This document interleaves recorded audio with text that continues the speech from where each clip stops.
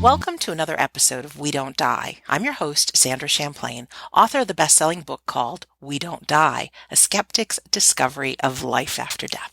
And today I'm pleased to introduce you to a very special man. His name is Travis James Sanders. Travis is an accomplished clairvoyant medium, author, and teacher who has been working professionally for over a decade. His work with spirit has been featured on numerous radio and television programs, including CBS Radio and most notably A&E's Psychic Kids, Children of the Paranormal. He is the author of the book, I Am Psychic, So Are You, which is a great book for any person interested in finding and developing their own psychic abilities and skills. You can simply visit his website at psychictravissanders.com. So Travis, welcome to We Don't Die Radio. Thank you. Thank you so much for having me. Yeah, it's been fun writing back and forth to you and even just looking you up. I remember that television show and I got to see a clip of it on YouTube and I thought, oh, that's Travis. It's pretty cool. Yeah. Yes, quite a while ago. Yeah, but still, it doesn't matter. You're somebody making a difference. So let's start at the beginning if you want to. If you just tell us a little bit about yourself and maybe growing up and how in the world did you get into this field? It's been a bizarre journey. It's been a beautiful journey, but a bizarre journey. I'm from Ohio originally, Mm-hmm. and I grew up in a cow town, very small cow town, very Catholic small cow town, and I was just a sensitive little kid. And, for the most part, I pretty much thought that everyone saw things or heard things or felt things. And it wasn't until much later that I put some of the pieces together that wasn't necessarily the case. And it was also interesting, too, because I grew up in the Pentecostal church. Oh. So on one hand, the Pentecostals are very charismatic, and there's more of a acceptance of things like the gifts of the spirit, but yet at the same time things of a mediumistic or a psychic nature were considered occult and taboo. And so it was sort of this weird dichotomy. But I think I was probably around 13 or 14, and I started having these out-of-body experiences, and I didn't understand what was happening. I thought I was going crazy for a variety of different reasons, not just the out-of-body experiences, but some of the things that I was seeing. And that sort of sent me on a searching journey. Mm-hmm. So, my first job was at our town's public library, which was perfect for me because I'm a big book person. And in the course of my working there, I started at one end of what they still called the occult section back then. And over a couple of years, I kind of worked my way to the other. And it was really healing and empowering because as I studied and researched, I found terms that made sense to me. So, when I came across, especially growing up in the Christian household, things like clairvoyance weren't words that were tossed around, on a regular basis. So finding the terminology was very healing because it made me realize that I wasn't alone, because up until that point I felt very alone. And it made me realize too that there's more to this, that I'm not schizophrenic or that I'm not crazy. And that was sort of the starting point for everything. What kind of things did you see as a kid that you thought like everybody else probably saw the same? Some of my first experiences as far as visual was concerned was we had moved homes when I was around 7. And when I would lay in bed at night, I would see these silhouettes stand around my bed. And there was never any real form or dimension to them. It was just kind of paired with this sense of being crowded and just these silhouettes. I would also see what looked like these little sparks of light up on the ceiling, which kind of reminds me of with bumper cars, how there's the little antenna, and as they move, the little sparks across the ceiling, it kind of looked like that. That's what it reminded me of. Also, I mentioned growing up in the church, and a lot of my earliest psychic memories or clairvoyant experiences was watching energy in the church, when someone was in the pulpit. I didn't realize that I was seeing auras at the time, but watching colors form around people, or sort of these blobs of energy kind of floating around. And, I never put two and two together that was abnormal. No, why would you? I mean, we all have our own experiences growing up. We think it's normal, and everybody can see Yeah, it, right? yeah. So it really wasn't until, those early teen years when I started speaking about some of those experiences, and people looked at me like, what is this kid smoking? Mm-hmm. Well, especially growing up in the church. I grew up Catholic, and I didn't have any abilities like that, but I know people who've talked about that kids are very easily shut down because they'll say, oh, it's your imagination or your imaginary friends, and, they're shut down at an early age. Yeah, very common. Very, very common. So what happened? You are in the checking out all these books. I remember it. Yes, it used to be called the occult section, Right. and then to New Age. I don't even know what it is right now, but and so you started having definitions for these things you're experiencing, and then what happened? Well, it wasn't long after that I started to really engage in a practice of meditation. Okay. And I think that made a world of difference. But so, there was that exploration period probably between 13, 14 and the age of 16. And, I got pretty immersed into that whole world of spiritualism with the resources that I had available to me. At probably, I think it was like October of 2006, there was an advertisement for a psychic fair in the local newspaper. And I'd never been to anything like that before. I never knew what to expect. And I think it was just before I got my driver's license. So, and my poor mother, I'm very proud of her and how far she's come with her beliefs and her acceptance and approval of what I do. But it was still on shaky grounds at that point. But my mom kind of knew that I was on my own path and I was my own person. And I said, look, I want to go. Will you take me? And she agreed. So we went, and I didn't know what to expect. I walk in, it was in like a conference room of a hotel. And I just knew that I had to talk to the lady in the corner. I just felt that pull. So my turn finally came. You buy your little appointment or you get your little card. And I go and I speak to her, and I go and I sit at the table, and she says, before I even sit down, she goes, you have this gift, and one of these days you're going to be doing readings and you're going to be on TV, and I see you writing books. And I'm, part of me is like, okay, I'm wondering if she tells everybody this, if this isn't her spiel. Right. But then there was the part of me that it really spoke to my soul and spoke to my spirit. So it was actually shortly after that, her and one of the other readers, it turns out, were from my hometown. So that was a big revelation for me, because I didn't think there were other people like me in my town. But it turns out she was from my hometown, and not only that, but one of her half sister was one of my coworkers at the library. Wow. So it was all these dots kind of connecting, and they kind of took me under their wing at first. So they would take me places. It was always me and we joke now, but I can say old lady psychics. It was always, me and these older women going places and doing things. And it wasn't long after that I actually started reading at those same fairs. And that, I think, is what sort of sent me in the direction of moving towards this as a profession. Wow. Do you remember when you first started working with people that you could actually, was it reading them psychically or mediumistically or a little of both? At first, it was psychically. The first few years were pretty strictly psychically. Even though I'd had mediumistic experiences or visitations in my youth, it really probably wasn't until 2012 where I stopped resisting dead people. Because up until sounds that funny. point, it's like I had a hard enough time trying to deal with the living, and I didn't want it.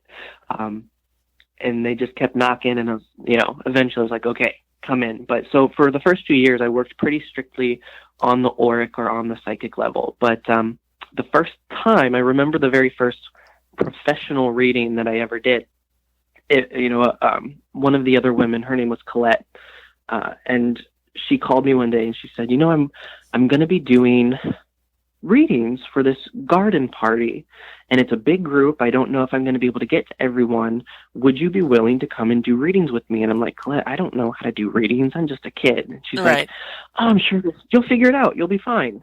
I'm like, well, let me think about it. Great. So I avoided her calls for a few days, and she finally got a hold of me, and she goes, well, did you make up your mind? Did you get a decision? And I'm like, I really don't know. The idea of this just scares me. And she goes, look at it this way. Most of these women are in their 80s or 90s.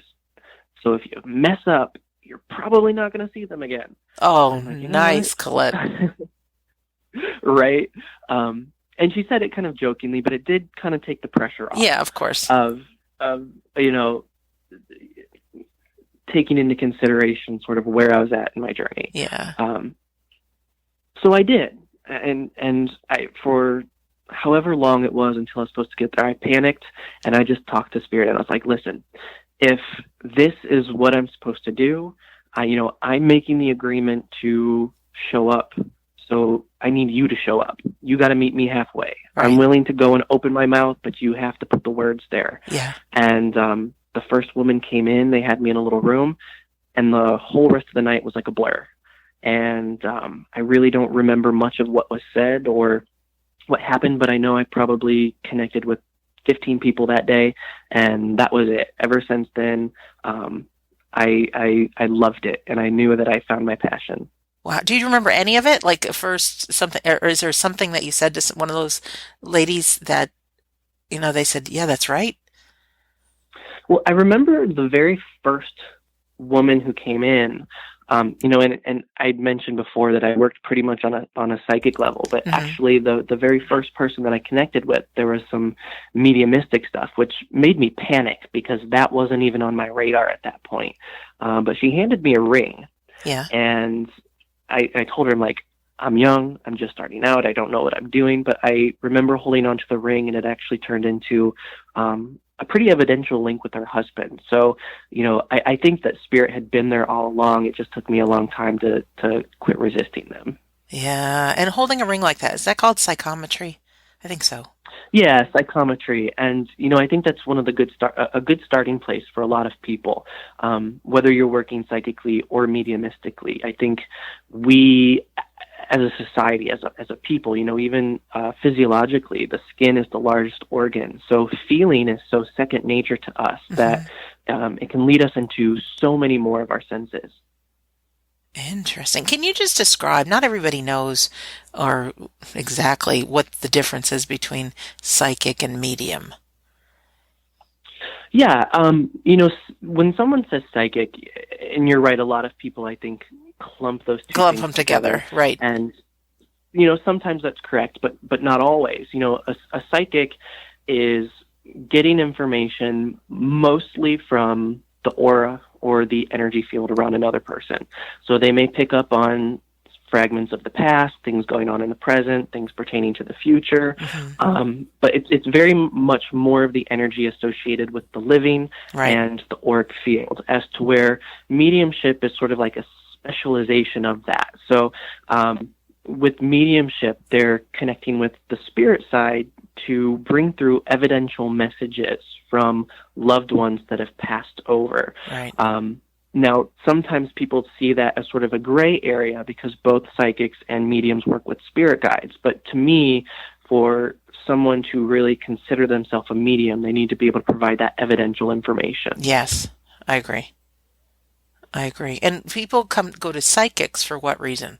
They want to know, I'm still single, I think, oh, will I meet that special guy? But it is, they want to know things about their life right now, right?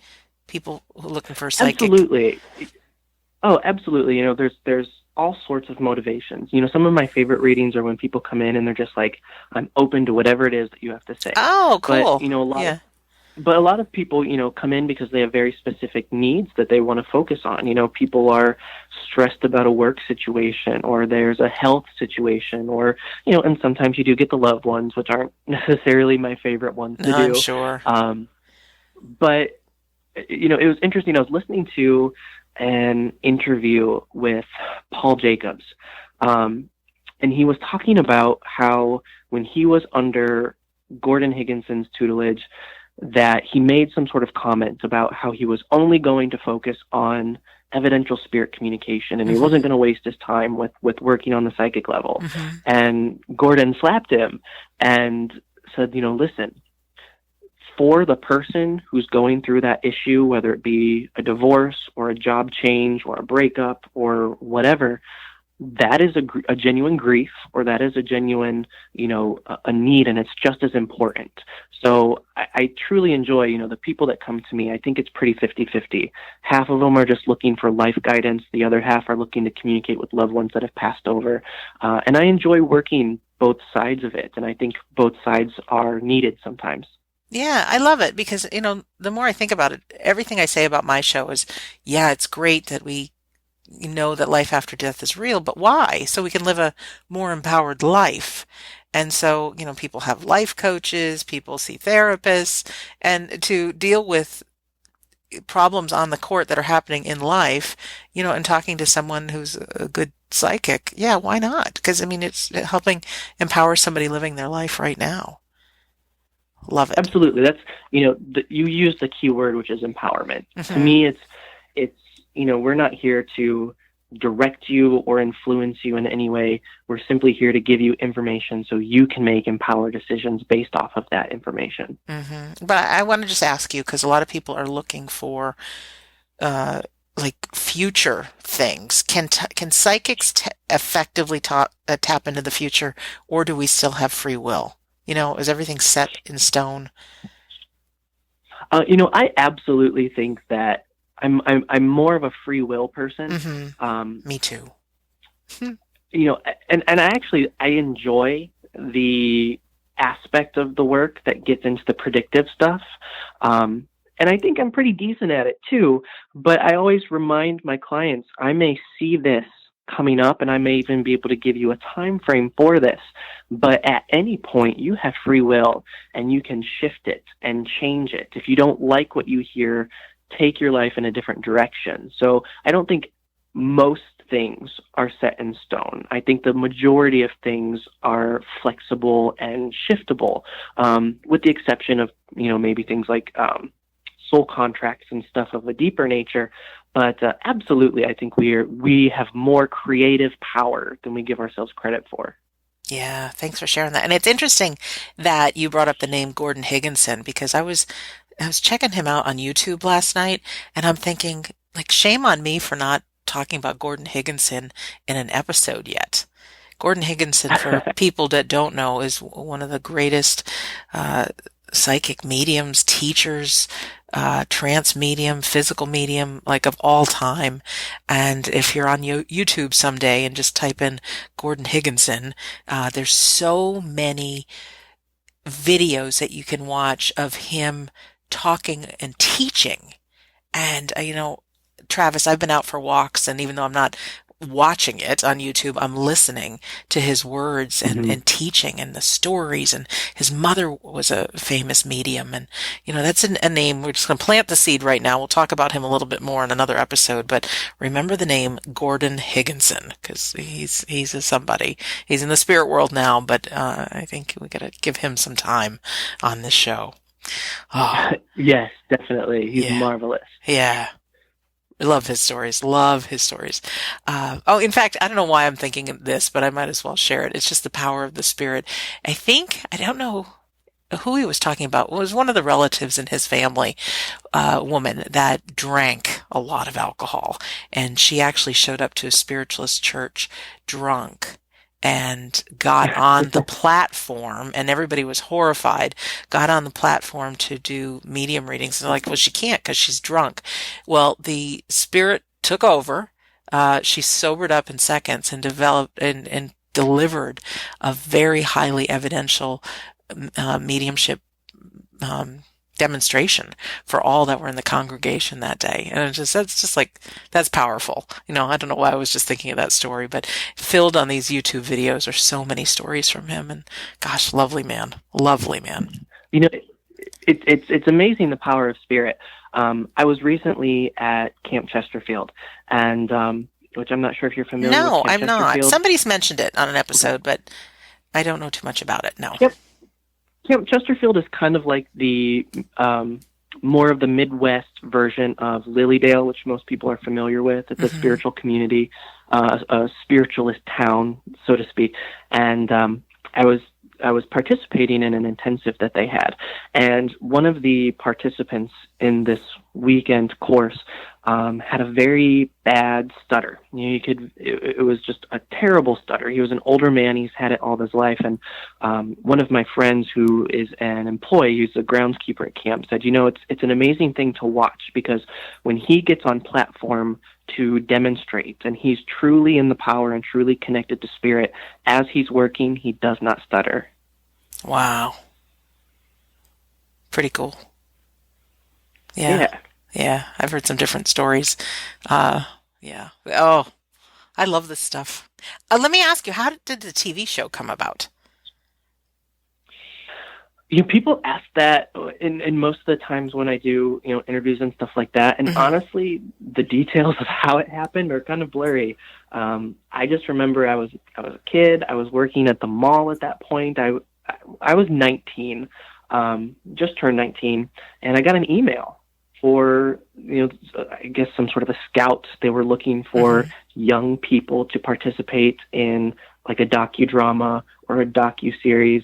And I don't even really remember answering it, but very shortly afterwards, I got a response and I got a phone call. And before I know it, people with cameras were at my house, and the whole episode was underway. So, that was one of those things that I definitely think was like a fated thing, because that sort of launched me kind of moving into this full time as a profession. And it really, I think, changed the whole direction, the whole course of my future.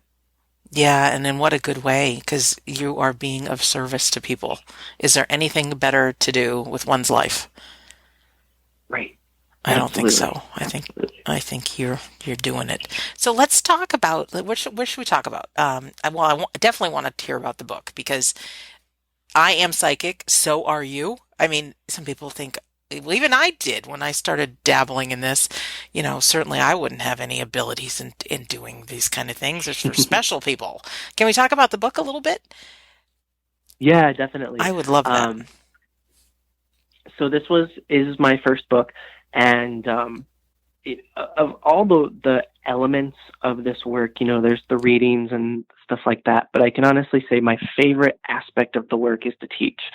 When I teach, I truly feel like I'm in alignment with what I'm supposed to do. And one of the first courses that I ever started teaching was a weekend workshop for opening up psychically. Um, and it's interesting too, just kind of like a side note, a lot of times with at least under the umbrella of spiritualism, when they teach development, the end goal is sort of mediumship development, but they teach to where you sort of develop psychically at the same time. And Hmm. for whatever reason, I've sort of taken a backwards approach to where I've always taught psychic first, and then I sort of move from that point into starting to form spirit communication. So to me, the psychic level is kind of like laying the foundation, laying the groundwork. So the book came from this 3-day course that I teach. So you're essentially getting the material that I go over in those 3 days.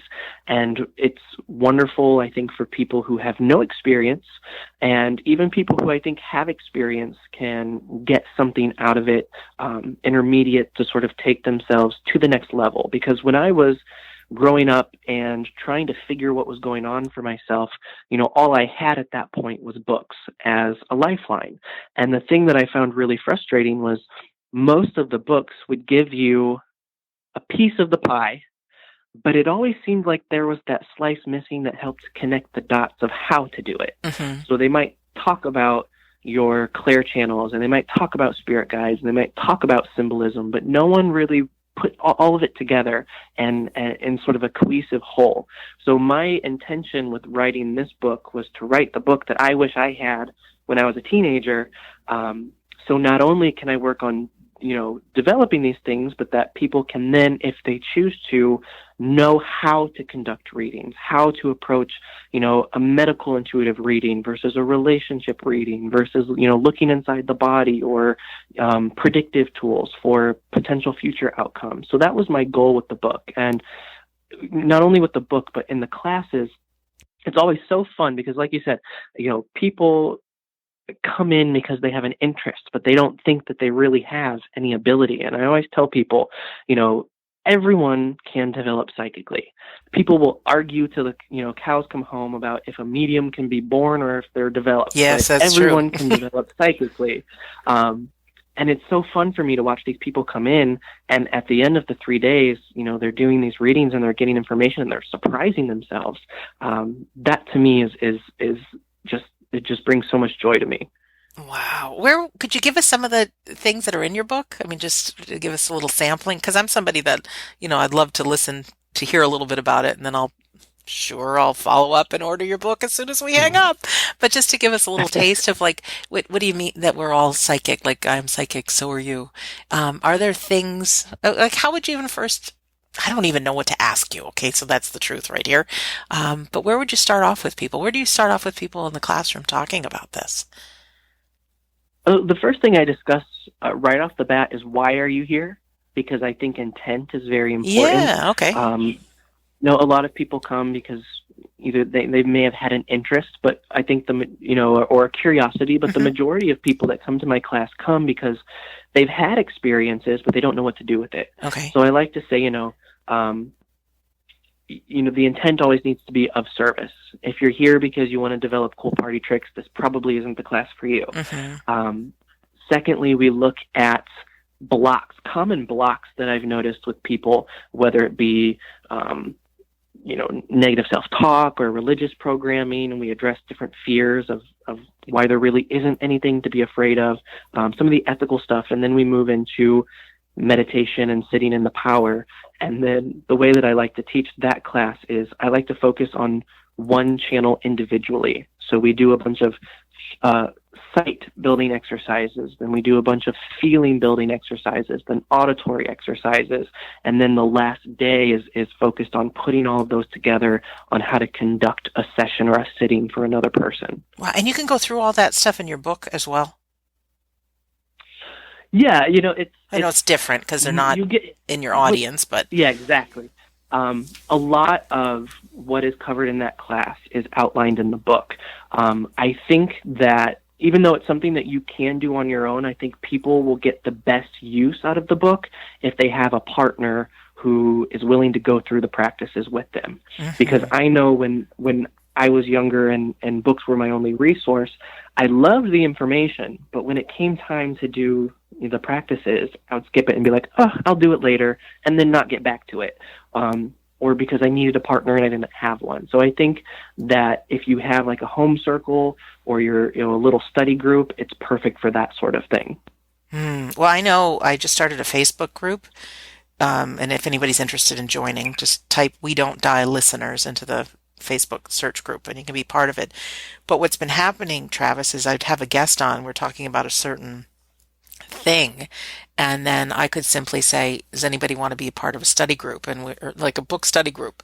And we all download the Kindle version of your book or whatever, for instance, and then we go through it together. So, I mean, I know there's a way that we can do this with like-minded people and do group calls and talk on the phone and so many things. So I love the Oh, that's technology awesome. we have available. Yes, I do.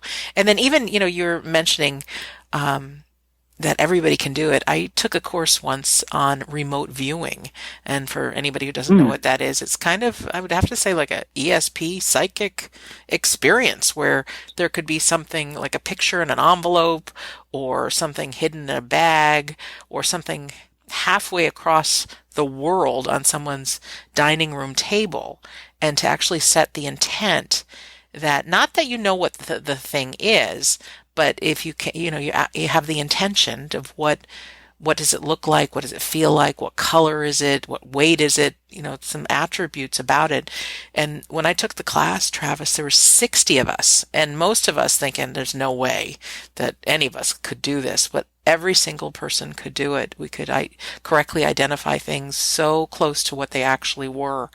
And Yeah, it's just another example of how powerful we are. We are souls having a human experience. This is part of our divine right is to have these abilities. We forget, because we're in this shell called a human being, but we are very, very powerful. Can you describe a little bit of what meditation and sitting in the power is? So my approach in meditation is people, and I'm like a broken record with it because you say meditation and people are like, I Yeah, don't I want to do know. Blah. that. Who wants to do But that?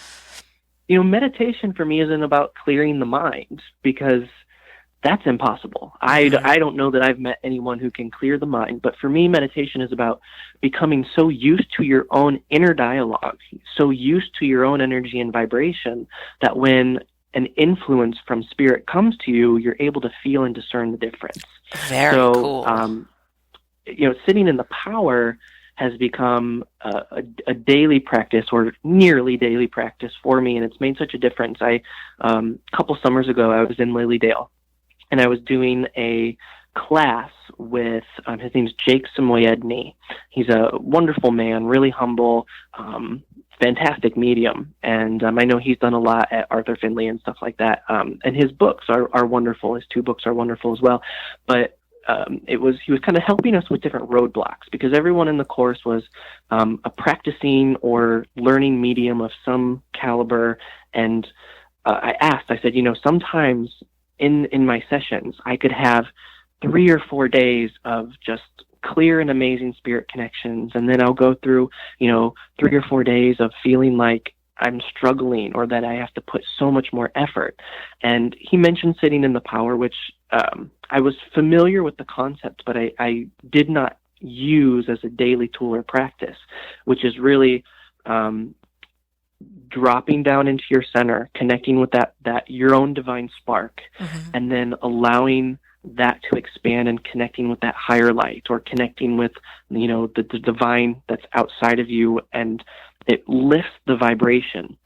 And when I started sitting in the power on a daily basis, it really helped with the consistency and clarity of the evidential spirit communication because for me, like when someone says center, for me, that's my solar plexus. That's what I think of when someone says your center. And a lot of times when it comes to the psychic or the mediumistic, people want to put all the bells and whistles on those upper energy centers. But the solar plexus is kind of like the bridge between the lower and the upper. So it makes perfect sense because as mediums, we are bridges to the other side. And it sort of helps to build the spiritual power. I sort of think of the solar plexus as like a generator or a battery. So we're enhancing our own vibration, our own energy, but excess energy that builds up through this practice is stored there. So we're not having to go up and down and up and down and up and down with our vibration. We can sort of develop a consistent level to work from. Solar plexus being like right above the belly button, that area below the rib cage. Yeah. Okay. Yep. It's just a good thing to visualize where you mean. And it's so funny that you mentioned battery. I've heard people talk about sitting in the power and, really building that vibration. And I always get the visual, like I plug in my iPhone every night to keep it charged. And so I think of sitting in the power is kind of like on a soul level is like charging ourselves like we would charge our cell phone. So Oh, important. definitely. So important. And it's interesting that having the intention, whether you're a visual person or not, whatever that intention is, that like this stuff really happens just by having the intention and quieting the mind or, tuning in. It's gosh, we are really amazing beings, aren't we? There's so much potential that's untapped, and I think Oh yeah. as a society, there's so much that's going on in the world, but I think we're experiencing a lot of that the contrast to the things that we want to sort of point us back in that direction to our own power. Yeah. Let's talk. You just had a blog post. You got a great website, by the way, psychictravissanders.com. But I just looked at, you have a recent blog post about how to raise your vibration. Why would it be Yeah. important for us to raise our vibration? So yes, on the psychic level, but even more so on the mediumistic level. The spirit world is all around us. It's a higher vibration. We hear that a lot. And I think vibration has almost become like a little bit of a dirty word because it's become so fluffy in how it's tossed around. But even just scientifically, everything has vibration. Everything, the molecules move at a certain frequency. So the spirit world is at a more refined vibration because it doesn't have the dense physicality of this physical body. So the higher our natural state of vibration, the easier it is to bridge that gap between us and spirit. And there's all sorts of things that we can do. One thing that I love about spiritualism is the emphasis that it places on natural law and living in accordance with natural law.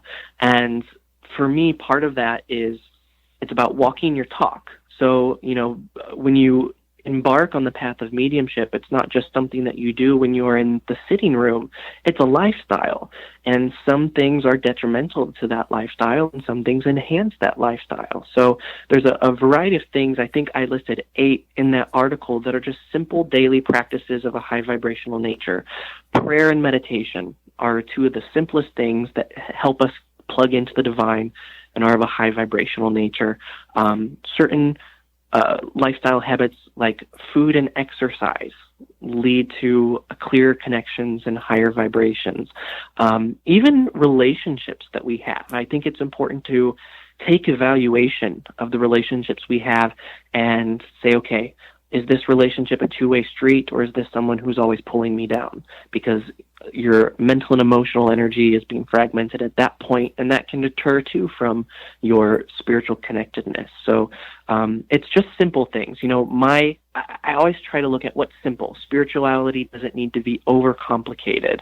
You don't have to stand on your head and chant Om and, cross your big toes. They're just little everyday things that we can do that make a difference. Even going outside in nature, listening to great pieces of music, laughter. I mean, I think all those things are tied right in. And it's interesting because the things that you mentioned are also some things that can really help people in the grieving process, help people feel better and move through. And I'm just thinking somewhere here there's a similarity because I know a lot of the listeners that I attract to the show are people who have lost a loved one, and rightfully so. We want to make sure that they're still around, that we're going to see them again. But I also know people would like to connect and to come from a place of real deep, heavy grieving. You're probably not generating a high vibration.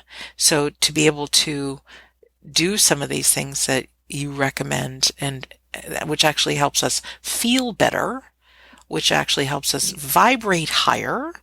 And I know from some of our listeners that have reported some pretty cool signs that they have received from their loved ones from getting into some of these practices. So I think they help, in a couple of ways. Really good. I agree. Man, good stuff. So what else would you like to share, whether it's in regards to your book or something you like to teach? The floor is yours, my dear. The floor is mine. All yours. There's just, I don't know, there's so much. I have a workshop coming up in August 20th at Lilydale. It's my first time there as a teacher. Congratulations. Thank you. I've been going every year for the past several years, and I love it there. But it's my first time presenting, and we're going to be talking about the connection between Native Americans and spiritualism. And we're going to look at the historical figure of Black Hawk. I do have a beginner's mediumship course coming up. But the other thing too, as I said, there's so many different areas that we can go. But one of my first teachers, we'd mentioned the Psychic Kids show. During that episode, it was geared towards missing persons. It was kind of my introduction into forensic work. And at that point, because all I had was books, I was very sort of new agey, and she was a fourth generation spiritualist.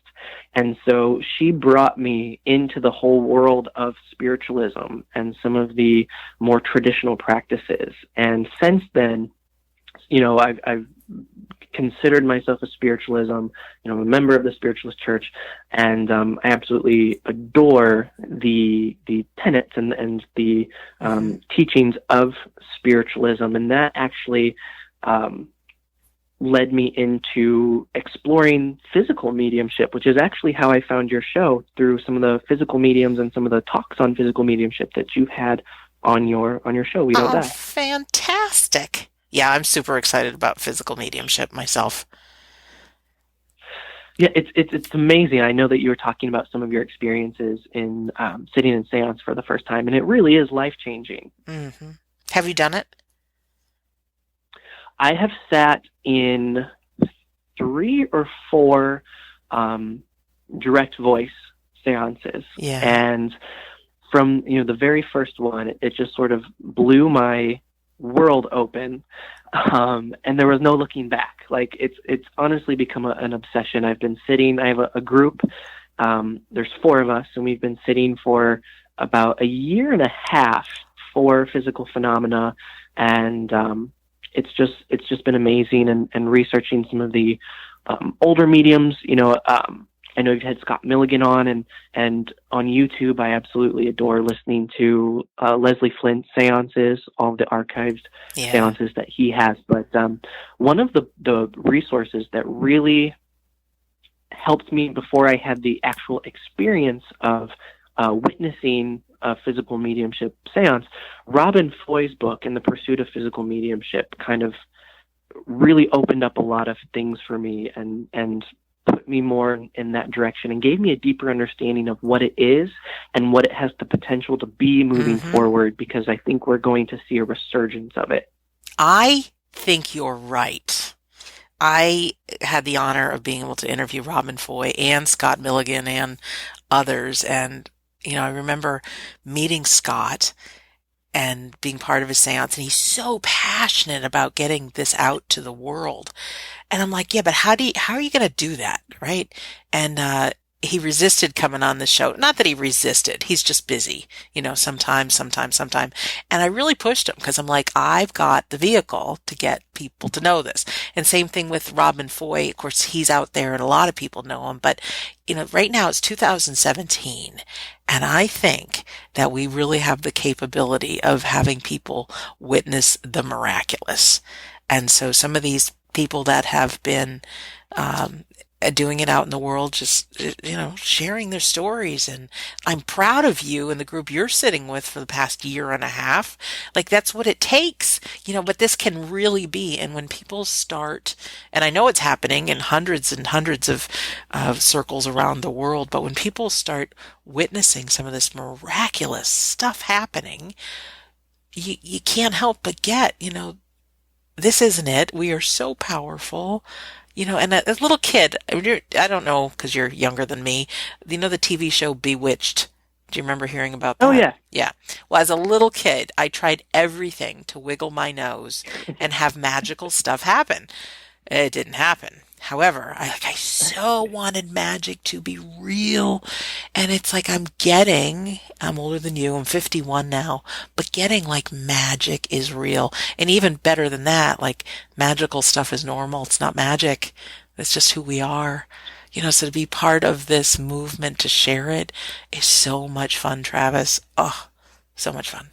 Because something too is, even in having some years under my belt. I know I'm still very young, but even in having some years under my belt of working as a mental medium, there is something about physical mediumship that when we experience genuine displays of it, I think really shift things for people from believing in an afterlife to knowing hmm that there's more to this. hmm And what a different way to live life with that knowing. Now, Oh my I gosh. don't want to Yeah. suffer my final moments on planet Earth. I don't.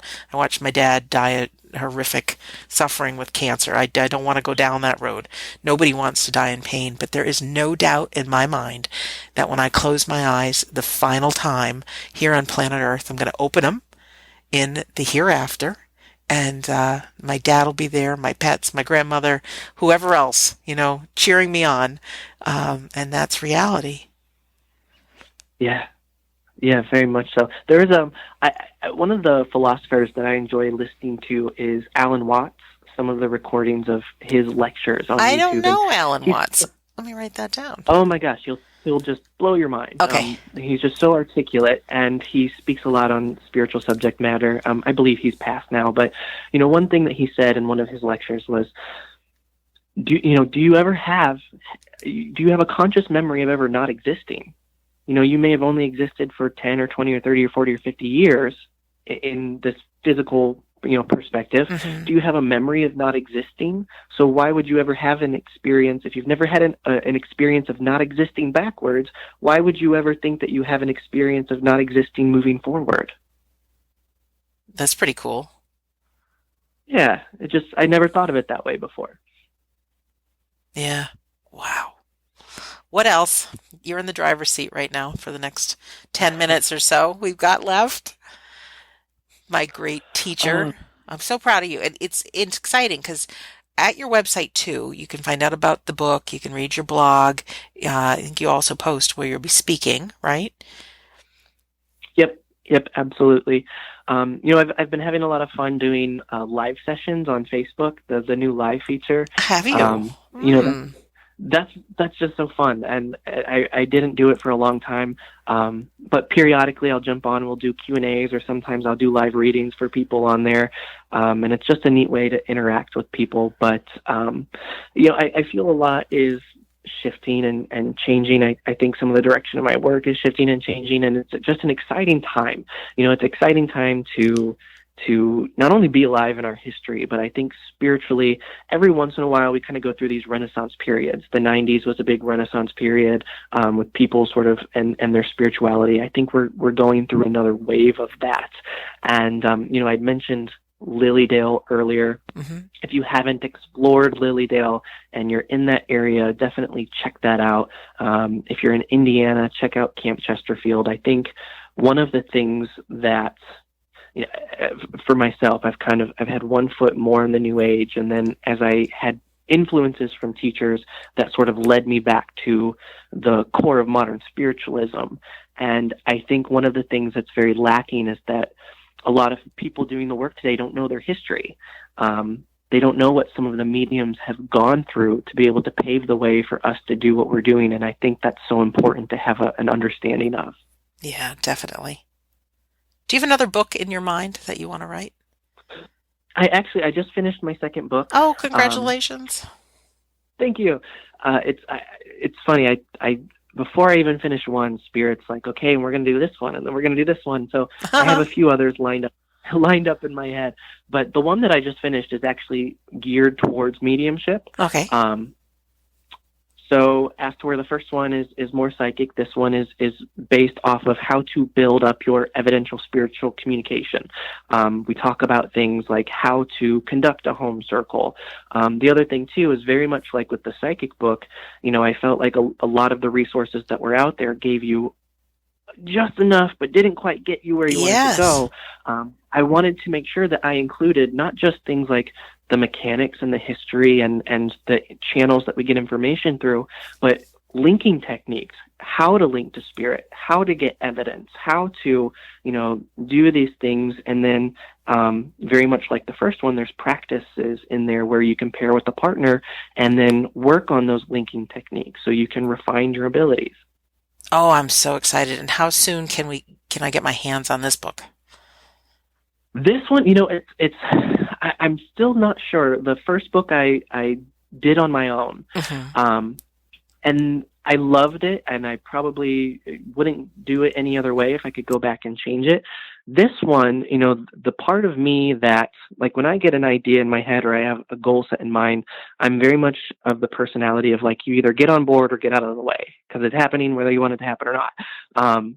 So I like the fact that if I self-publish again, I have more control. I can put it out there faster. No one's changing my words.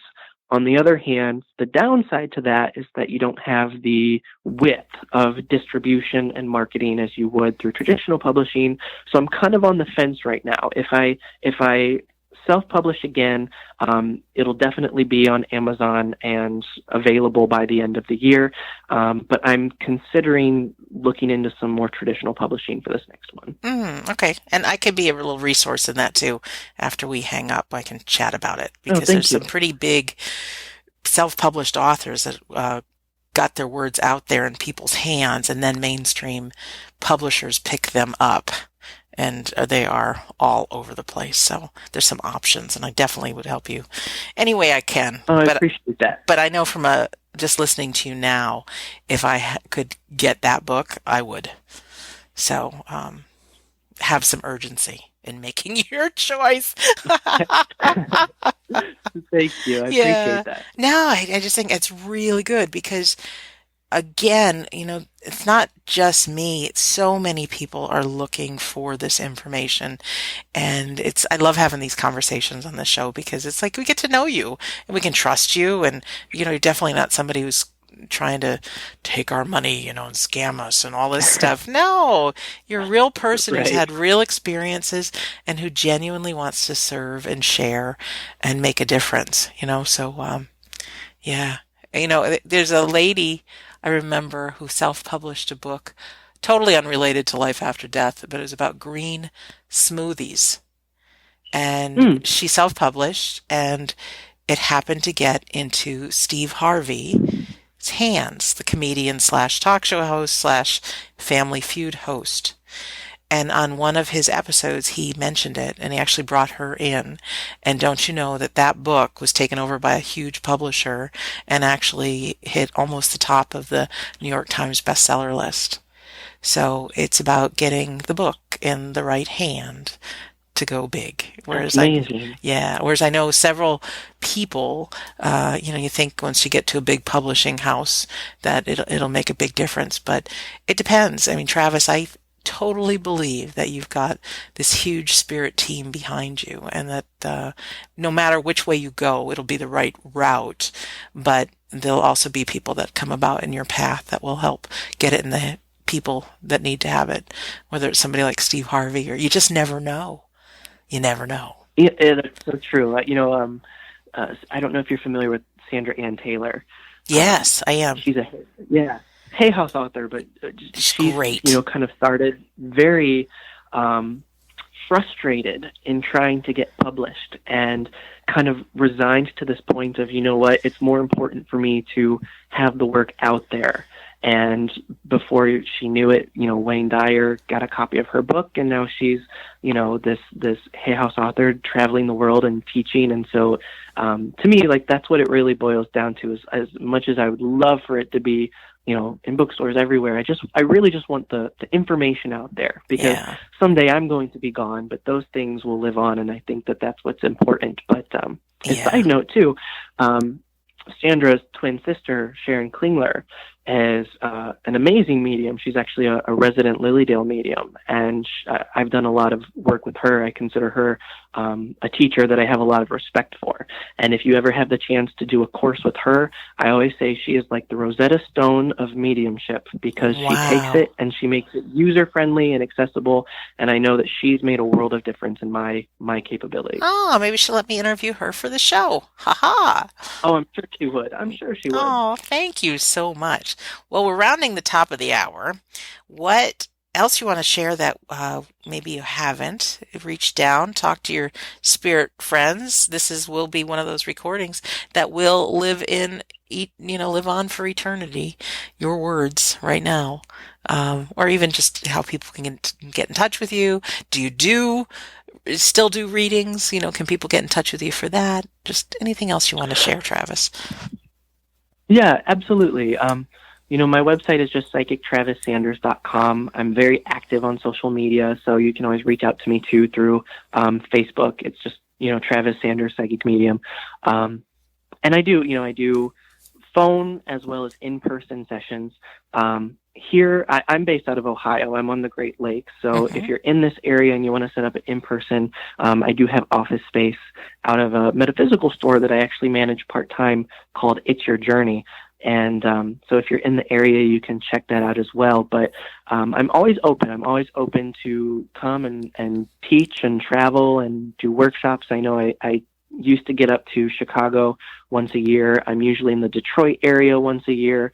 So I'm always kind of around, and I'm willing to go places. And, if you think that there is something that I could possibly be of service with, I would be more than happy to connect with you.